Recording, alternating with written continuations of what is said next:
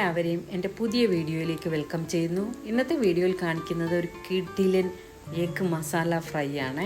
നമ്മൾ മീൻ ഫ്രൈ ചെയ്തെടുക്കാറില്ലേ, അതുപോലെ മുട്ട സ്ലൈസ് ചെയ്ത് മസാലയൊക്കെ പുരട്ടി ഫ്രൈ ചെയ്തെടുത്തതാണ്. ഒരു സ്നാക്കായിട്ടും ഇത് ഉപയോഗിക്കാം. കൂടാതെ ചോറിനോടൊപ്പം മീൻ ഫ്രൈ കഴിക്കുന്നത് പോലെ ഇത് കഴിക്കാൻ പറ്റും. ഇത് തയ്യാറാക്കാൻ അധികം സമയമൊന്നും ആവശ്യമില്ല. അപ്പോൾ ഇതെങ്ങനെയാണ് പ്രിപ്പയർ ചെയ്യുന്നതെന്ന് അറിയണ്ടേ? വരൂ വീഡിയോയിലേക്ക് പോകാം. ഇതുണ്ടാക്കാനായിട്ട് 5 മുട്ട എടുത്തിട്ടുണ്ട്. ഇത് കഴുകി വൃത്തിയാക്കി കുറച്ച് ഉപ്പിട്ട് പുഴുങ്ങിയെടുക്കാം.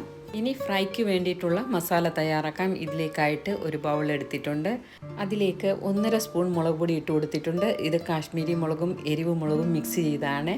അതുപോലെ 1/4 സ്പൂൺ മഞ്ഞൾപ്പൊടി, 1/4 സ്പൂണിൽ താഴെ കുരുമുളക് പൊടി, 2-3 നുള്ള് വെളുത്ത എള്ള്, വളരെ ചെറുതായിട്ടരിഞ്ഞ 1 സ്പൂൺ ഒനിയൻ, 1 സ്പൂൺ അരിപ്പൊടി, അതുപോലെ 1/4 സ്പൂൺ കോൺസ്റ്റാർച്ച് അല്ലെങ്കിൽ കോൺഫ്ലവർ എടുത്തിട്ടുണ്ട്. ഇതെന്തിനാണെന്ന് പിന്നെ പറയാമേ.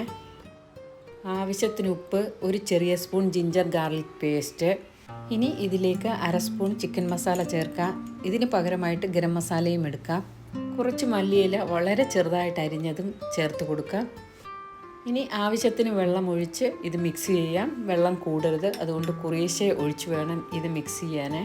മുട്ടയുടെ പീസസ് ഫ്രൈ ചെയ്യുമ്പോൾ അരിപ്പൊടി ചേർത്തിരിക്കുന്ന കാരണം ചിലപ്പോൾ ഇളകിപ്പോകാൻ സാധ്യതയുണ്ട്.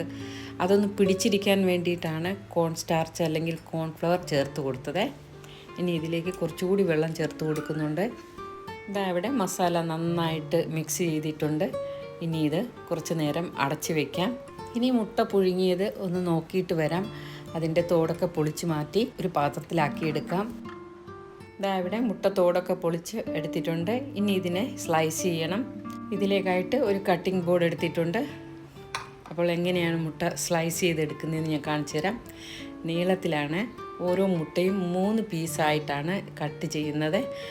നിങ്ങൾക്ക് എത്ര പീസ് വേണമെങ്കിലും കട്ട് ചെയ്തെടുക്കാം. പക്ഷേ കുറച്ച് ഒരു കനം കിട്ടാനും 3 പീസായിട്ട് എടുക്കുന്നതാണ് നല്ലതെന്ന് എനിക്ക് തോന്നി.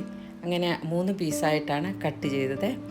ഈ കനത്തിലാണ് മുട്ട സ്ലൈസ് ചെയ്ത് എടുക്കുന്നതെങ്കിൽ ഫ്രൈ ചെയ്യുന്ന സമയത്ത് മുട്ട പൊടിയാതെ കിട്ടും. അടുത്തൊരു മുട്ടയും ഇതുപോലെ സ്ലൈസ് ചെയ്ത് കാണിക്കാം. പിന്നെ വീഡിയോ കണ്ടുകൊണ്ടിരിക്കുമ്പോൾ ഇഷ്ടപ്പെടുകയാണെങ്കിൽ ഒരു ലൈക്ക് തരാൻ മറക്കരുതേ. അതുപോലെ വീഡിയോ നിങ്ങളുടെ പ്രിയപ്പെട്ടവർക്കും നിങ്ങളുടെ ഫ്രണ്ട്സിനും റിലേറ്റീവ്സിനും ഒക്കെ ഒന്ന് ഷെയർ ചെയ്യാൻ മറക്കരുതേ. ഇനി ബാക്കി എല്ലാ മുട്ടകളും ഇതുപോലെ സ്ലൈസ് ചെയ്തെടുക്കാം. ഇതാ ഇവിടെ മുട്ടയെല്ലാം കഷ്ണങ്ങളാക്കി എടുത്തിട്ടുണ്ട്. ഇനി ഇതിൽ മസാലയൊക്കെ പുരട്ടി ഫ്രൈ ചെയ്തെടുക്കണം. ഞാനിവിടെ മുട്ടയുടെ ഒരു സ്ലൈസ് എടുത്ത് മസാലയിൽ മുക്കുന്നുണ്ട്. ഇത് കയ്യിൽ പുരളാതെ സ്പൂൺ വെച്ച് എങ്ങനെ മസാല പുരട്ടിയെടുക്കാം എന്ന് നോക്കുന്നതാണ്. ഇങ്ങനെ ചെയ്താൽ ചിലപ്പോൾ അബദ്ധം പറ്റും. ഇതിൻ്റെ മുട്ടയുടെ ഉണ്ണി ഇളകിപ്പോകാൻ സാധ്യതയുണ്ട്. അതുകൊണ്ട് കൈവച്ച് തന്നെ മസാല പുരട്ടി ഫ്രൈ ചെയ്യുന്നതാണ് നല്ലത്. ഇനി ഫ്രൈ ചെയ്യാം. ഇതിലേക്കായിട്ട് ഒരു ഫ്രൈ പാൻ സ്റ്റവിൽ വെച്ച് കൊടുത്തിട്ടുണ്ട്. ഇതിലേക്ക് 3 ടേബിൾ സ്പൂൺ കുക്കിംഗ് ഓയിൽ ഒഴിച്ചു കൊടുത്തിട്ടുണ്ട്. ലോ ഫ്ലെയിമിലായിരിക്കണം വെക്കേണ്ടത്. ഇനി ഓരോ സ്ലൈസസിലും മസാല പുരട്ടി ഫ്രൈ പാനിലേക്ക് വെച്ച് കൊടുക്കാം. പാനിൻ്റെ സൈഡിലാണ് മുട്ടയുടെ ഓരോ സ്ലൈസസും വെച്ച് കൊടുക്കുന്നത്. കാരണം ഈ ഭാഗത്താണ് എണ്ണ കൂടുതലായിട്ട് കാണുന്നത്, അല്ലാതെ ഭംഗിക്ക് വേണ്ടിയിട്ട് വെക്കുന്നതല്ല. ഇത് വളരെ എളുപ്പത്തിലും അതുപോലെ പെട്ടെന്നും ടേസ്റ്റി ആയിട്ട് ഉണ്ടാക്കാൻ പറ്റാവുന്ന ഒരു മുട്ട ഫ്രൈ ആണ്. തീർച്ചയായിട്ടും എല്ലാവർക്കും ഇഷ്ടപ്പെടും. ഇതിനധികം സമയമൊന്നും വേണ്ട. മുട്ട പുഴുങ്ങാൻ എടുക്കുന്ന സമയവും പിന്നെ 4-5 മിനിറ്റിനുള്ളിൽ തന്നെ ഫ്രൈ ചെയ്ത് എടുക്കാവുന്നതുമാണ്. 3 മിനിറ്റ് കഴിയുമ്പോഴത്തേക്കും മുട്ട സ്ലൈസസ് ഇതുപോലെ പതുക്കെ തിരിച്ചിട്ട് കൊടുക്കണം.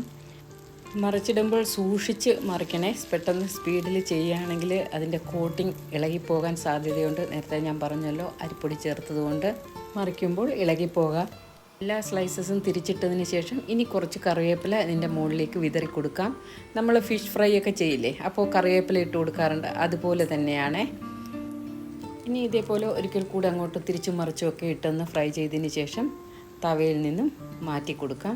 വളരെ പെട്ടെന്ന് തന്നെ ഫ്രൈ ആയി വരും. കൂടുതൽ സമയമെടുത്ത് ഫ്രൈ ചെയ്യേണ്ട ആവശ്യമില്ല. മുട്ട ആൾറെഡി കുക്ക്ഡ് ആണല്ലോ. അങ്ങനെ എഗ് മസാല ഫ്രൈ റെഡി ആയിട്ടുണ്ട്. ഇത് പാനിൽ നിന്നും മാറ്റി കൊടുക്കാം. നിങ്ങൾ ഇതുപോലെയുള്ളൊരു മുട്ട ഫ്രൈ കഴിച്ചിട്ടുണ്ടോ? കഴിച്ചിട്ടില്ലെങ്കിൽ തീർച്ചയായിട്ടും തയ്യാറാക്കി നോക്കുക. മുട്ടപ്രേമികൾക്ക് ഇഷ്ടപ്പെടും. ഉണ്ടാക്കി നോക്കിയവർ ഇതിൻ്റെ ഫീഡ്ബാക്ക് അറിയിക്കുക. അപ്പോൾ ഇനിയൊരു പുതിയ വീഡിയോ വരുന്നത് വരെ എല്ലാവരോടും സ്നേഹത്തോടെ ബൈ.